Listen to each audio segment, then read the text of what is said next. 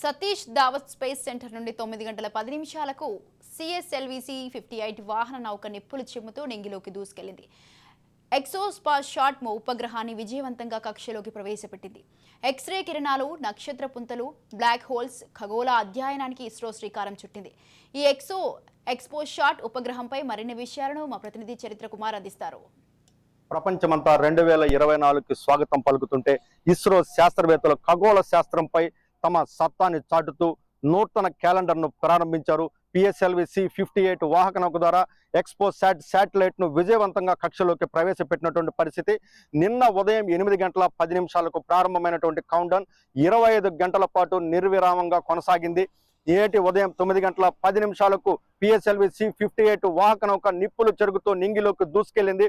21 నిమిషాల పాటు ప్రయోగం విజయవంతంగా ఎక్స్పోసాట్ శాటిలైట్ ను నింగిలోకి ప్రవేశపెట్టినటువంటి పరిస్థితి. 480 కిలోల బరువు కలిగినటువంటి ఎక్స్పోసాట్ శాటిలైట్ ను విజయవంతంగా 650 కిలోమీటర్ల దూరంలోని భూకక్షలో వృత్తాకార భూకక్షలోకి ప్రవేశపెట్టినటువంటి పరిస్థితి. ఏదైతే ఈరోజు ఎక్స్పోసాట్ శాటిలైట్ తో పాటు కేరళ విద్యార్థులు తయారు చేసినటువంటి మరొక మినీ శాటిలైట్ ను కూడా నింగిలోకి ప్రవేశపెట్టారు. ప్రధానంగా ఈ రోజు ఏదైతే ఖగోళ శాస్త్రంపై అధ్యయనానికి శ్రీకారం చుట్టినటువంటి ఇస్రో ఎక్స్రే కిరణాలు, అలాగే నక్షత్ర బిలాలు, బ్లాక్ స్పాట్స్, న్యూట్రాన్ నక్షత్రాలు, వీటిపై అధ్యయనానికి ఈ ప్రయోగాన్ని వేదికగా చేసుకున్నారు. అంటే పోయిన 2021 సంవత్సరంలో అమెరికా ఖగోళ శాస్త్రంపై, కాంతి పుంజాలపై ఈ ప్రయోగాన్ని చేపట్టింది. ఈ సంవత్సరం ఇస్రో శాస్త్రవేత్తలు ఈ ప్రయోగానికి శ్రీకారం చుట్టారు.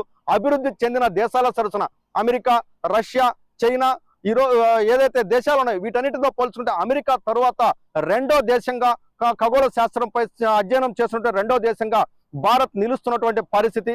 ప్రధానంగా ఈ రోజు జరిగినటువంటి ప్రయోగంలో 2 పేలోడ్లు ఉంటాయి. ఈ 2 పేలోడ్లు టెంపోరియల్, స్పెక్ట్రల్, పోలరైజేషన్, ఈ 4 కూడా ఏకకాలంలో ఈ 3 కూడా అధ్యయనం చేసేటటువంటి పరిస్థితి.